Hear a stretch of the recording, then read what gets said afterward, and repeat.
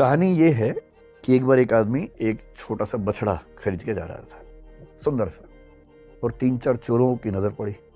उनका मन हुआ कि काश ये बछड़ा हमें मिल जाए, सस्ता मिल जाए, आधे दाम पे या उससे कम पे मिल जाए, तो क्या करें। तो उन्होंने एक साजिश की।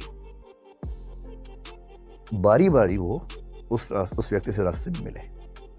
पहले एक व्यक्ति मिला एकदम सीरियस चेहरा बना के। उसने कहा, अरे पंडित जी, बकरी कितने की ली? पंडित जी ने कहा, यार ये तो बछड़ा है, बकरी थोड़ा है। तो वो बड़े अच्छे से हंसने लगा, ये बछड़ा है, अच्छा, इतना कह के मुस्कुराते हुए निकल गया वहां से।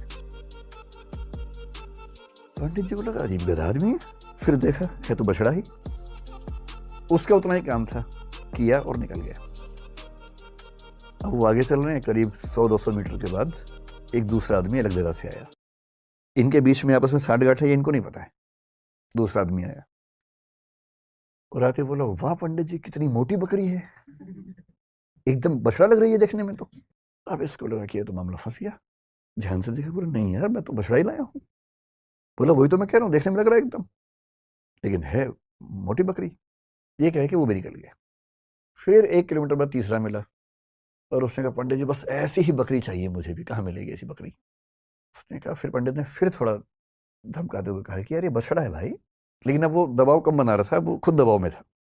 तो वो भी ठाका मार के ऐसा बोला, बछड़ा ऐसा होता है, अच्छा, ये करके चला गया।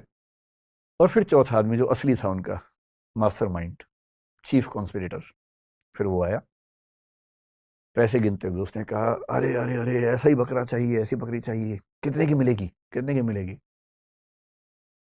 तो पंडित जी को लगा मुझसे बहुत बड़ी गलती हो गई है, मैं तो बकरी खरीद के ले आया बछड़े के नाम पे या बछिया के नाम पे। फिर लगा घर जाऊंगा, घर पे पिटूंगा, इससे अच्छा नुकसान कम कर लेता हूं। तो एज्यूम कीजिए कि उस जमाने में 100 रुपए के आसपास का लिया था, तो उन्होंने बताया कि मैंने 100 का लिया है। 100 का, बकरी तो 20 रुपए की आ जाती है, लेकिन इतनी तंदुरुस्त है, अगर आप चाहें तो मैं इसके बदले आपको 40 रुपए दे सकता हूँ। और पंडित जी को लगा कि यार चलो, 60 का नुकसान सही, कम से कम 80 का तो नहीं होगा। और 40 का उसको दिया और खुश होकर घर लौटे कि बच गया आज तो। अब ये जो पंचतंत्र की कहानी है, ये इसलिए है कि जब हम जीवन में निर्णय करते हैं तो हमारे पास बहुत सारे ऊट पटांग से इनपुट्स आते हैं, और यदि आप बहुत समझदार इंसान नहीं हैं तो इस बात का पूरा खतरा है कि कोई ना कोई कभी ना कभी आपको बेवकूफ़ बना ही देगा।